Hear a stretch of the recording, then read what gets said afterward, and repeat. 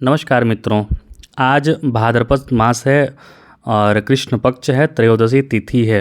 तो आज मैं ये इसलिए बता रहा हूँ क्योंकि 4 युग होता है और 4 युग में से अभी चौथा युग यानी कलयुग में हम जी रह रहे हैं। और जो कलयुग है उसका जन्म तिथि यानी कि प्राकट्य दिवस आज ही के दिन हुआ है। भाद्रपद मासे कृष्ण पक्षे और त्रयोदशी तिथि। सामने आप एक बहुत अच्छे राजपुरुष को देख रहे हैं, तो आपको ज्ञात होना चाहिए यदि आपने महाभारत का अंतिम पर्व पढ़ा है या फिर कहीं पर सुना है कथा वगैरह में, तो जो राजा परीक्षित थे, राजा परीक्षित को कलयुग का जो दर्शन हुआ था वो राजवेश में ही हुआ था। अर्थात राजकुल का मतलब वो व्यक्ति है। जो कलयुग है वो राज परिवार का है, अर्थात राजा के वेश में ही राजा परीक्षित का उनसे मुकाबला हुआ था या फिर उनका आत्म साक्षात्कार जो सामने से हुआ था ना। आत्म साक्षात्कार का मतलब कलयुग से साक्षात्कार जो हुआ था वो आमने सामने का हुआ था।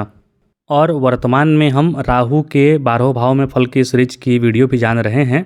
राहु 12 भाव में क्या फल देता है, और राहु जो है वो कलयुगी जो प्रभाव होता है उसके अनुकूल ही परिणाम देता है, अर्थात कलयुग के हिसाब किताब का परिणाम देता है। तो आप सभी आज त्रयोदशी तिथि जो है कलयुग की, उसकी मास मनाइए और एक बहुत अमोघ उपाय कीजिए। अमोघ उपाय ये कीजिए कि आप जानते हैं कि मतलब शास्त्रों में लिखा है कि सतयुग में जो फल की प्राप्ति, जो पुण्य की प्राप्ति 12 वर्ष तक कठिन तप और तपस्या के पश्चात प्राप्त होती थी, वही फल की प्राप्ति त्रेता युग में 1 वर्ष तक यानी कि 12 माह तक तपस्या और पूजा आराधना करने के बाद प्राप्त होती थी। और वही फल जो है वो द्वापर युग में 12 दिन तक कठिन तप तपस्या के रूप में प्राप्त होता था।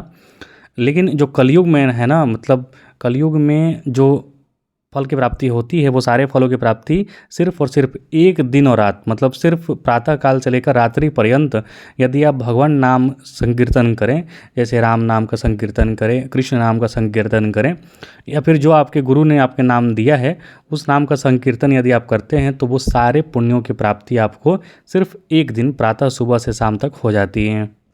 तो जो कलयुग के देवता हैं हमें उनके प्रति आभारी भी होना चाहिए। पहले तो ये है कि वो थोड़ा पहले के ज़माने की तरफ पुण्य पाप मतलब पुण्य नहीं रहा, धर्म उस तरीके से क्षीण होता जा रहा है। लेकिन फिर भी हमें धर्म की ओर यदि आप थोड़ा सा भी आकर्षित हो रहे हैं, धर्म की ओर जाना चाहते हैं, सतमार्ग की ओर जाना चाहते हैं, तो यहाँ पर समझिए कि सतयुग त्रेता युग और द्वापर युग में जो फल बड़ा कठिन परिश्रम से मिलता था, कठिन तपस्या से मिलता था, वो आज कलयुग में बड़े ही सुगमता से प्राप्त होता है यदि आप करना चाहें तो। महाभारत में भगवान श्री कृष्ण ने ही बहुत सारे श्लोकों में बता रखा है कि कलयुग किस प्रकार होगा। जैसे कि कलयुग में धर्म अर्थ जो है वो कम हो जाएगा, सत्यवादिता कम हो जाएगा, स्वच्छता कम हो जाएगा। जो कलयुग वगैरह जो त्रेता युग द्वापर युग में मनुष्यों की आयु बहुत ज़्यादा रहती थी, जैसे भीष्म पितामह की आयु समझिए 250 वर्ष के आसपास था।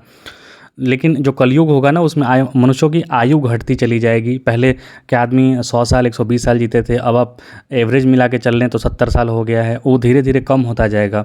भगवान श्री कृष्ण जो कहते हैं कि 20-30 वर्ष की आयु हो जाएगी कलयुगी मानव की धीरे धीरे, अर्थात जीवन की अवधि घटती चली जाएगी, शारीरिक क्षमता कम हो जाएगी, स्मृति यानी कि याद करने की क्षमता जो है वो कम हो जाएगी। पहले जो वेद पुराण जो होते थे लोग श्रुति स्मृति से रखते थे, याद रखते थे। पहले लिखा हुआ चीज़ नहीं हुआ करता था। पहले जो गुरु को याद रहता था पूरा वेद पुराण ये सब वो अपने शिष्य को देते थे और वही शिष्य जो है अपने शिष्य को देता था। लेकिन आज के ज़माने में जो है ना स्मृति शक्ति इतनी घट चुकी है, इतना घटते जा रहा है कि हमें लिखने की ज़रूरत पड़ गई है और अब लिखते हुए भी भूल जाते हैं हम लोग। कलयुग की विशेषता ये होगी कि जिसके पास जितना धन होगा वो उतना गुणी माना जाएगा। कानून न्याय केवल शक्ति के आधार पर लागू किए जाएंगे। ये सारा कुछ तो भगवान कृष्ण ने द्वापर में ही महाभारत में आप पढ़िए, महाभारत पर लास्ट में ये सब कुछ बता चुके हैं वो कि कलयुग आएगा तो किस प्रकार वहाँ पर होगा। जिसके पास धन होगा वही ज्ञानी माना जाएगा, जिसके पास धन होगा उसी के पास न्याय, उसी के पास शक्ति होगी।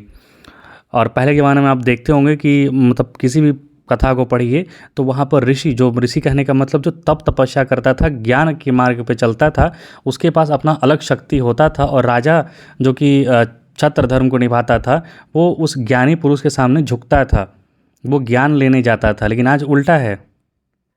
एक श्लोक में ये भी है कि दाम्पत्य अभिरुचि हेतु माया व्यावहारिके स्त्रीत्वे पुंस्त्वे च ही रति विप्रत्वे सूत्रमेव ही, अर्थात स्त्री पुरुष बिना विवाह के ही एक दूसरे के साथ रुचि के अनुसार रहेंगे। व्यापार की सफलता जो है वो छल पर निर्भर करेगी, अर्थात व्यापारी लोग जो हैं वो ईमानदारी से नहीं बल्कि छल पूर्वक व्यवहार करेंगे। अब सबके लिए नहीं है, सब पर अभी कलयुग थोड़ा ही प्रभावी है।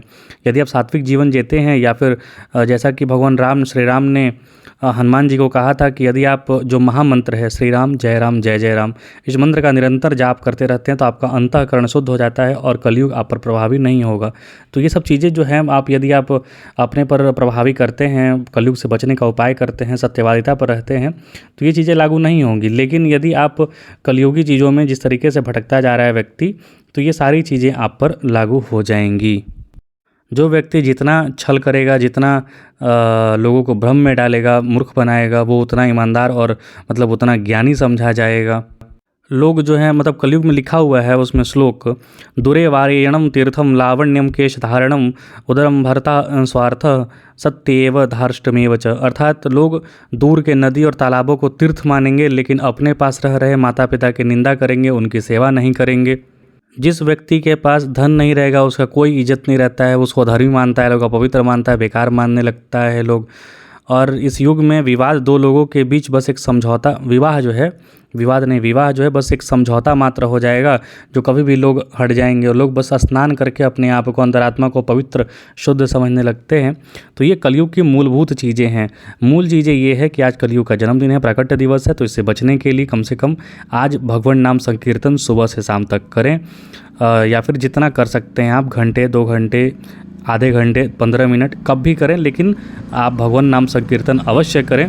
यदि आप ये वीडियो देख रहे हैं तो देखने के लिए आपका बहुत बहुत धन्यवाद। जय हिंद।